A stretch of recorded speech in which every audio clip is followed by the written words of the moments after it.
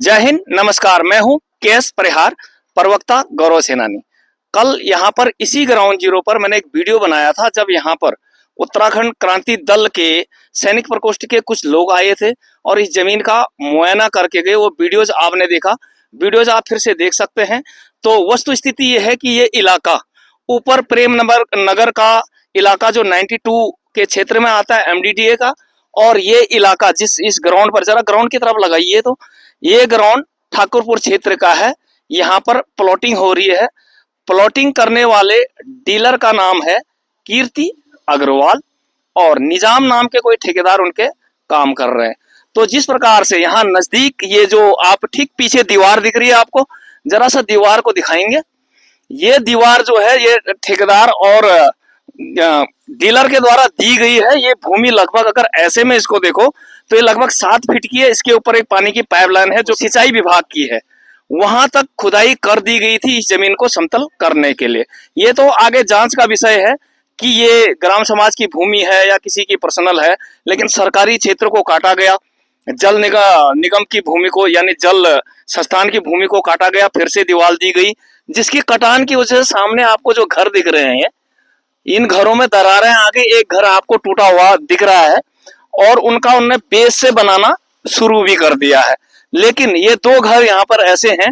एक सेवारत जवान है, जेसीओ हैं, इनका नाम है धनवीर सिंह, और आपके नजदीक एक कुलदीप सिंह नाम के इनके पड़ोसी हैं। इनके घरों में काफी सारी दरारें आई, बहुत सारे नुकसान हुआ है। हर चैनल पर कल मैंने बताया था, हर डिपार्टमेंट में जाने के बाद केवल आश्वासन दिया गया। इसलिए आज यहाँ पर उत्तराखंड के गौरव सेनानी, सबसे बड़ा दल होने के कारण मैं खुद इस दल का प्रवक्ता हूँ। दल के प्रेसिडेंट अध्यक्ष महावीर राणा, उपाध्यक्ष मनबर रथाण और गिरीश जोशी जी खुद सचिव, और मैं और हमारे कुछ साथी यहाँ पर आए हैं वस्तु स्थिति को जानने के लिए, इन लोगों को न्याय दिलाने के लिए। तो अध्यक्ष महोदय, जैसा कि यहाँ पर बताया जा चुका है, एक घर पहले से टूटा है जिसे वो रिपेयर करके दे रहा है। बाकी 2 घरों के लिए साफ सिग्नल ये है कि जो मर्जी कर लो, कुछ नहीं मिलेगा, और हर स्तर पर ये लोग जा चुके हैं। तो इस संदर्भ में मैं इन लोगों को भी न्याय दिलाने के लिए आपकी तरफ से क्या होना चाहिए? देखिए, देश की सेवा में कार्यरत एक हमारे जो सैनिक हैं, नायब सूबेदार धनवीर सिंह साहब और उनके पड़ोसी, तो यहाँ पर ये ग्राउंड आपको दिख रहा है। इस ग्राउंड में यहाँ पर प्लॉटिंग चल रही है। कोई कीर्ति अग्रवाल नाम के कोई प्रॉपर्टी डीलर यहाँ पर प्लॉटिंग कर रहे हैं, और ठीक पीछे ये दीवार है, यहाँ पर इनका घर जो कि जिसमें दरारें आ चुकी हैं, जो कि गहरी जमीन की तरफ लटक चुका है, क्योंकि यहाँ पर बहुत ज़्यादा खुदाई की गई है, मिट्टी उठाई गई है और गहरा किया गया है जमीन को। तो उनके घर में नुकसान हुआ है, बहुत ज़्यादा दीवारें, मतलब दरारें आ चुकी हैं, मकान बहुत क्षतिग्रस्त हो चुका है।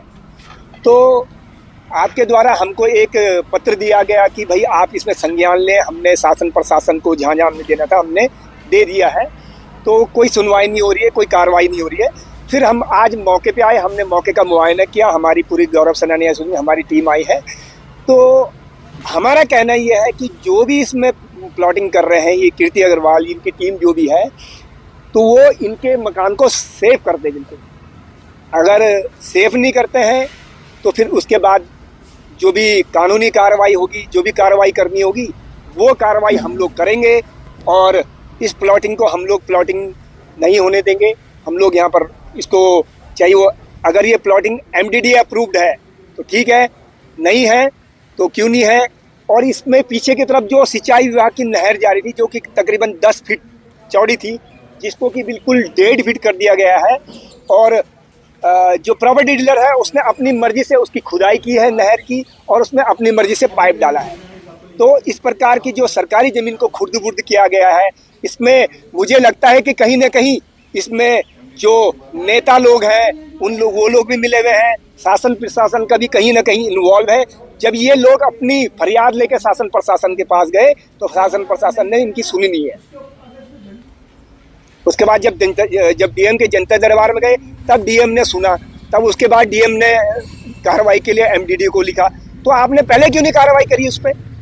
तो आप कार्रवाई करें। इस प्रकार देश की सेवा में कार्यरत जो सैनिक हैं, उन सैनिकों के जिन्होंने अपनी मेहनत की कमाई जिन्होंने दुर्गम क्षेत्रों में सेवा दी है इस देश की सेवा के लिए, उनकी जो अपनी कमाई है, वो मेहनत की कमाई के पैसे से जो अपना घर बनाया था, एक सपनों का घर बनाया था, वो घर आज टूटने के लिए बिल्कुल तैयार है। बिल्कुल सर, आपको नहीं लगता कि जिस प्रकार से काम हो रहा है, जिस प्रकार से आप शंका जता रहे हैं कि ऊपर लेवल से, जो कहते हैं ना संतरी से मंत्री तक, या ऊपर से भाई का आदमी कहो या बरद हस्त कहो, उसकी संभावना है या नहीं? देखिए, इतनी बड़ी प्लॉटिंग हो रही है और एमडीडीए अप्रूवल है नहीं है, सरकारी नहर तोड़ दी है और सरकारी नहर तोड़ दी है, यानी सिंचाई की नहर। कहीं ना कहीं नेता लोगों का, जो नेता लोग हैं उनका इसमें जो प्रॉपर्टी डीलर है उसके पर उस नेताओं का हाथ है, और ये बहुत बड़ी मिलीभगत के तहत ये कार्रवाई हो रही है। इतनी बड़ी जमीन को खुर्द-बुर्द किया जा रहा है। आपने अपनी बात रख दी कि इनको न्याय मिलना चाहिए। उपाध्यक्ष हैं मनवर रोहतान जी। तो सर, इस प्रकार का ये पहला मामला नहीं है, कई बार आप फेस टू फेस हो चुके हैं, सड़कों पर आ गए हैं, मुख्यमंत्री दरबार तक जा चुके हैं कई मामलों में और कई कारणों से, लेकिन ये चीजें थमने का नाम नहीं ले रही है। इसका फाइनल किल उपाय क्या होना चाहिए? जैसे कि लगातार हमारे माननीय मुख्यमंत्री जी कहते हुए आ रहे हैं हर मंच पर, ये सरकार सैनिकों की सरकार है। उसी प्रकार से हमारे जो सैनिक कल्याण मंत्री है वो बोलते सैनिकों की सरकार है। लेकिन जो दुर्दशा आज हमारे सैनिकों की है, चाहे वो जमीन का मामला हो या अभी ये जो मामला जो सामने आ रहा है, माने एक हमारा जो अभी सैनिक ऑलरेडी अभी ऑन सर्विस है और उसकी पूरी कमाई उस मकान पे लगा दी है, और वो मकान आज बिल्कुल जर्जर हालत में, वो कभी भी गिर सकता है और उसका परिवार भी उसमें दब सकता है।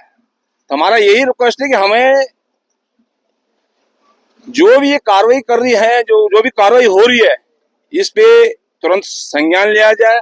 जिस प्रकार से आगे नजदीक जरा दिखाइए, जिस प्रकार से जूम में दिखाइए नजदीक से, ये जिस प्रकार से एक मकान गिरा हुआ है। हमें पहले तो ये जमीन यदि एमडीडी की है तो इस पे भी कार्रवाई होनी चाहिए। ये की नहीं है, आधी कुछ ग्राम समाज की है और बाकी किसी की, जिसकी भी है इस पे पक्का प्राथमिक तौर पर ऐसी कह रहे हैं कार्रवाई होनी चाहिए। लेकिन हम इस पे ध्यान बाद में जाएंगे, पहले हम अपने उस पे जाएंगे जो हमारा जो परिवार का एक सदस्य है, सैनिक परिवार का, उसका जो मकान जो गिरने वाला है, ये जिस प्रकार से बनाया जा रहा है जी, बेस बन रहा है, से बेस जहाँ तक हो जाए, ये जरा लाइए तो जिस प्रकार से ये है नजदीक से, एक सेकंड सर जी, एक सेकंड जरा दिखाइए, इसी प्रकार से पिलरिंग, जरा हटिए सर, अगर ये इस तरह से इन घरों के ठीक सामने तक जरा घुमाइए कैमरे को जी, जैसा आप जी। हमें किसी से कोई लड़ाई नहीं करनी, कुछ नहीं करना, लेकिन यदि ये कार्रवाई नहीं हुई, ये समझा गया कि ये फौजी क्या कर लेगा, जी, तो गौरव सेनानी एसोसिएशन उत्तराखंड हर समय सैनिक परिवारों के हित में काम करता है। उस दिन पूरा जो देहरादून तो छोड़ो, पूरे उत्तराखंड के गौरव सेनानी और सेवा सैनिक इस ग्राउंड में होंगे, और सरकार को एक कहना दिखाया जाएगा कि सरकार किस प्रकार के काम सैनिकों के लिए करती है। केवल एक वोट बैंक मानकर हमको केवल लिया जाता है, लेकिन जहां पर हमारी मुसीबत होती है वहां सरकार जो है पर्दा लगा देती है। जी सर, मेगा शो में गवर्नर साहब ने खुद कहा था, जो कि खुद एक अधिकारी हैं, लेफ्टिनेंट जनरल रैंक से रिटायर हैं, उनने कहा था कि सैनिकों की समस्या कोई नहीं सुनता आखिर में, तो मेरे दरबार आपके लिए हमेशा खुले हुए। तो देखते हैं ये मीडिया है, मीडिया के माध्यम से ये आवाज कहां तक जाती है, लेकिन अंत में कुछ चीजें जरूर है, संतरी से लेकर मंत्री तक कहो या बरद हस्त कहो या फिर सरकारी संरक्षण के बगैर ये काम हो नहीं सकता। सुनने में आ रहा है खाता नंबर 34 की कुछ भूमि यहाँ पे रही होगी, काट कर उसे समतल किया, फिर सिंचाई विभाग की जमीन को काटा गया, फिर रिपेयर कर दिया गया, पूछने वाला कोई नहीं है, और इनको खुर्द बुर्द करके फिर जो सरकारी जमीन है उनको कागजों में, सड़कों में दिखा दिया जाएगा, बाकी भूमियां बेच दी जाएगी। लेकिन बड़ा प्रश्न यह है कि जिसकी लाठी उसकी भैंस, जिसकी चलती है। यहाँ पर सामने एक घर टूटना किसी का भी नहीं चाहिए, लेकिन उसके नीचे देख रहे हो आप पूरे 12 फीट के बेस और इस प्रकार से पिलरिंग जाकर उसको टिकाएंगे। ऐसा ही यहाँ क्यों नहीं हुआ? नंबर 2 नजदीक जरा जूम करिए, सामने एक 4 मंजिला घर, बहुमंजिला इमारत आपको दिख रही है, कहते हैं किसी वकील साहब का है, और उस तरफ की भूमि को और काटा नहीं गया। देखिए बेस कितना ऊंचा है उसका, तो उसको कुछ भी नहीं हुआ क्योंकि वो कानून जानते हैं, उनका रसूख है, अच्छी बात है। लेकिन क्या सैनिक कुछ नहीं जानते? क्या सैनिक इसी प्रकार से सोए रहेंगे? इसलिए उत्तराखंड के तमाम पूर्व सैनिकों को इस पर संज्ञान लेना चाहिए, दल का साथ देना चाहिए, ताकि एक एकता में जो बल होता है और इस प्रकार के कामों को रोका जा सके। मैं अपनी बात फिर अंत में दोहराऊंगा, इससे पहले यहाँ पर इन घरों की 2 महिलाएं आई हैं। ये धनवीर जी की पत्नी है, जरा नजदीक आइए धनवीर सिंह जी, और ये कुलदीप सिंह जी की धर्मपत्नी है। तो दोनों बड़े परेशान हैं, आपने तो घर ही छोड़ दिया है, तो अब तक क्या कहना चाहते हो? क्या आपको कोई आश्वासन मिला, या रिपेयर कर देंगे, या दीवार दे देंगे, या फिर सिर्फ धमकी दी कि जहां मर्जी जाओ, कोई कुछ नहीं कर सकता? नहीं, अभी तक तो सिर्फ यही कहा है कि भाई अगर मेरे खिलाफ किसी को एफआईआर भी दर्ज करनी है तो वो करवा सकता है, मैं इनकी रिपेयरमेंट नहीं कराऊंगा। दूसरी बात ये है कि जो भी हम डीएम वगैरह के पास भी जा रहे हैं, वो एप्लीकेशन जो है एमडीडीए को मार्क कर दी जाती है कि आप इसको देखें, लेकिन उसपे भी हमें तो कुछ करता कागजी खाना पूर्ति हो रही है, सिर्फ पेपर में ही चल रहा है। बाकी हमें तो सिर्फ इतना चाहिए कि वो हमारे घरों की मजबूती कर दे, जिसने हमारे घर तोड़े। बाकी हमें ना तो उससे कोई प्लॉट चाहिए, ना कोई एक्स्ट्रा हमें पैसा चाहिए। बस जो हमारे घर जैसे थे उस स्थिति पे वो अंदर से लेके बाहर तक हमें रिपेयरमेंट कर दे, बस हमारी यही रिक्वेस्ट है। फौज की सारी कमाई लगा दी, सीमाओं की रक्षा की, देश को सुरक्षित रखा, लेकिन आप अपने घर को सुरक्षित नहीं रख पाए। सर मेरे हस्बैंड की पूरी जिंदगी भर की कमाई इस मकान पे लग गई सर, और बहुत ज्यादा परेशान हो गए सर। हम मेरी बेटी का 10th का है सर, और हम इसी घर में रह रहे हैं टूटे घर पे, और हमारा कोई सुन नहीं रहा है सर। हम डीएम तक चले गए सर, आप ही बताओ हम क्या करें? जी, थाने में भी गए थे आप, तो थाने में क्या हुआ था? सर थाने में भी कोई सुनवाई नहीं हुई सर हमारी। जी, मैं सुनने में ये आया कि माफिया महाराज आए और बड़े प्यार से चाय पिला के विदा कर दिया गया। हाँ जी सर, यही हुआ है सर। हमारा तो सर कुछ सुना ही नहीं है सर उन्होंने। तो ये अंदर का सच है। देखिए, मैं थोड़ा पीछे जाऊंगा हिस्ट्री में। कहते हैं कि औरंगजेब के शासन में कुछ लोग पहाड़ों की तरफ भाग गए थे। आप तो पहाड़ों के हिमालय की जड़ तक रोड बनी है, अब की बार कहाँ भागने का इरादा है? मैं उन लोगों के लिए कह रहा हूँ जो ऐसा कमेंट्स कर रहे हैं कि आप वापस गढ़वाल क्यों नहीं आ जाते हो।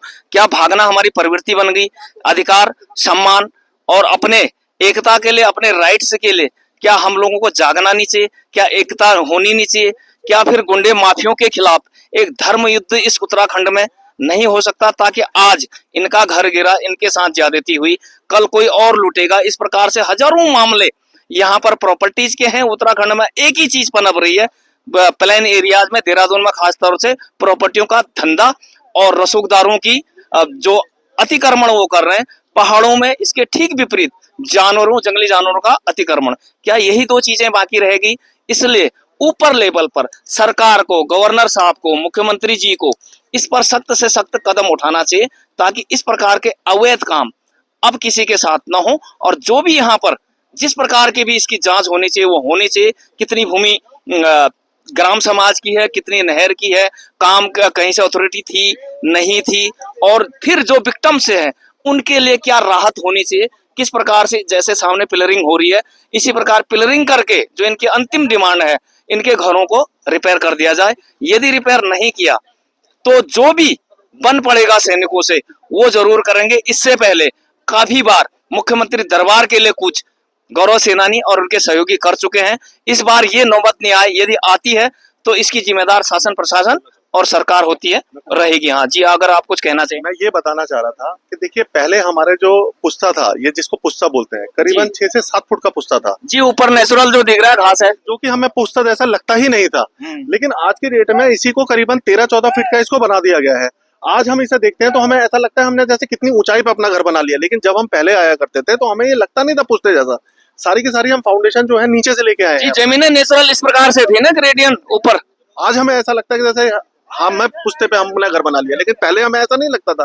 पहले सिर्फ एक ये दीवार लगती थी जो 7 फुट के आसपास की थी, तो खोद करके गहरा खड्डा बना दिया गया।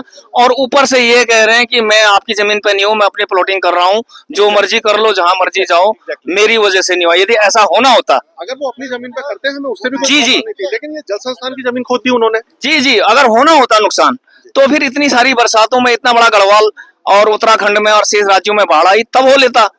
तो ये सच है कि कहीं ना कहीं वाइब्रेट होने की वजह से नुकसान हुआ है, और कुछ काम अवैध भी यहाँ पर लगते हैं। चलिए, इस संदर्भ में जिस भी शासन प्रशासन जो बन पड़ेगा वो करना चाहिए। इस संबंध में आपकी राय क्या है, अपने कमेंट जरूर दीजिएगा। जय हिंद, नमस्कार, वंदे मातरम।